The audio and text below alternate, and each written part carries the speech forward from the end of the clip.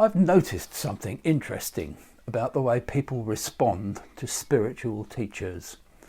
Some are inspired straight away. Others bristle with irritation, and a few just can't stand them without quite knowing why. It doesn't really matter who the teacher is. Eckhart Tolle, Adyashanti, or anyone else. The same thing happens.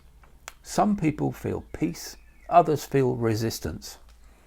I've read the criticisms of Tolle, for example, that he's too quiet, too vague, too commercial, too simple. Yet I always find myself wondering, what exactly are people reacting to?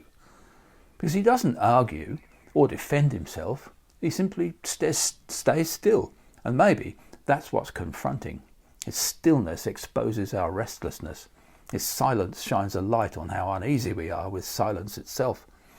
I remember reading The Power of Now for the first time. Part of me wanted to put it down. It wasn't that I disagreed, it was that I could feel the ego squirming. It didn't want to see what was being revealed. That resistance was the lesson. The truth is, the teacher is only ever a mirror. What we see reflected depends on what we're ready to see. So when we find ourselves criticizing a teacher, maybe the question isn't what's wrong with the teacher, but what part of me feels uncomfortable with what they represent. Because awakening isn't about following anyone.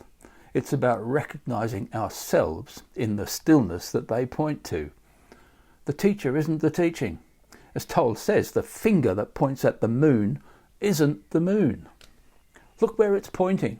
That's where the real work begins.